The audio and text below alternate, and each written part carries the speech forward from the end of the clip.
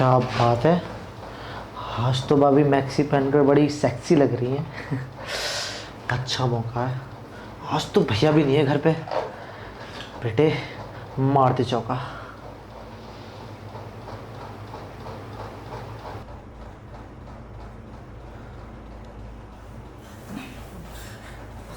क्या कर रहे हो देवर जी?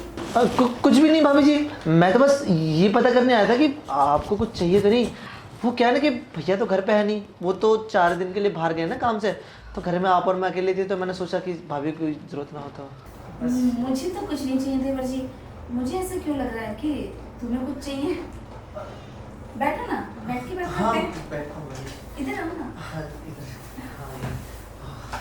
वैसे भाभी जी चाहिए तो बहुत कुछ, लेकिन वो क्या है ना कि जो मुझे चाहिए वो सिर्फ मुझे या तो मेरी बीवी दे सकती थी या मेरी गर्लफ्रेंड।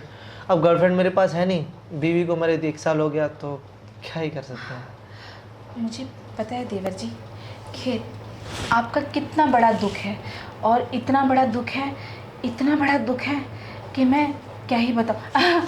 दुख, मैं दिल देख रही थी। हाँ भाभी जी, दिल की जो लोकेशन है ना वो थोड़ी नीचे चली गई थी अच्छा, आपकी बस। वो मैं कुछ सोचने लग गई थी। अच्छा अच्छा। हाँ, मैं क्या कह रही थी, अगर आपके कुछ अरमान हैं तो ज़रूरी नहीं है कि वो अरमान आपकी बीवी ही पूरी करे, गर्लफ्रेंड भी बना सकते हो। नहीं? अरे भाभी, अब कहाँ गर्लफ्रेंड बनेगी मुझसे। आपको तो पता है ना मैं ज़्यादातर काम में बिजी रहता हूँ, घर से ऑफिस, ऑफिस से घर, बस यही ज़िंदगी रह गई है, तो गर्लफ्रेंड का टाइम कहाँ है मेरे पास। हाँ ये तो है, लेकिन अगर आपको घर में ही गर्लफ्रेंड मिल जाए तो? घर में गर्लफ्रेंड? हाँ। कौन है भाभी जी? हमारे घर में तो आप, मैं और भैया, हम तीनों ही रहते हैं बस। वही तो मैं कह रही हूँ, अगर मैं ही आपकी गर्लफ्रेंड बन जाऊँ तो कैसा रहेगा? घर की बात घर में भी रह जाएगी, और आपको वो सुख भी मिल जाएगा जो आपकी बीवी देती थी आपको, जैसे मैं देती हूँ आपके भैया को। और तो क्या हुआ, फ़र्ज़ तो मेरा है ना दोनों भाइयों को संभालने का, उसमें छोटा हो चाहे बड़ा। अब भाभी जी वैसे आपको पता भी, आप क्या कह रही हो? आप सोचो ना, मतलब आप मेरे बड़े भाई की बीवी, उनसे शादी हुई है और मैं आपका छोटा देवर।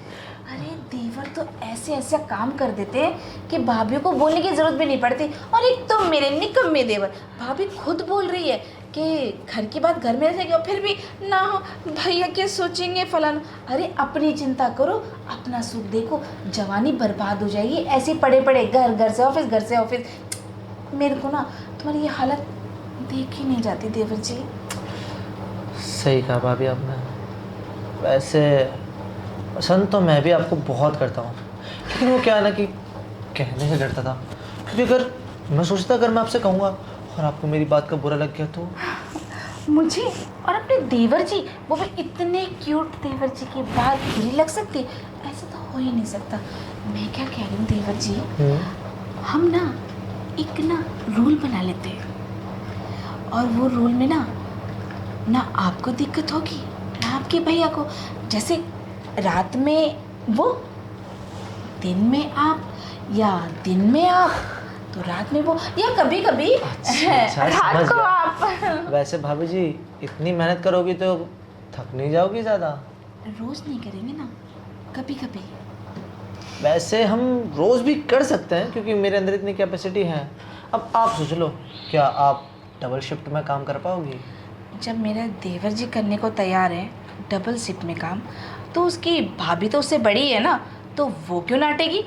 मैं भी डबल शिफ्ट में काम करने को बिल्कुल तैयार हूँ, बस काम शुरू होना चाहिए। तो फिर ठीक है भाभी, नेकी और पूछ पूछ, मैं तैयार हूँ। तैयार तो पूरी मैं भी हूँ। वैसे एक बात पूछूं, मैंने नींद में कोई सपना नहीं देखा था ना?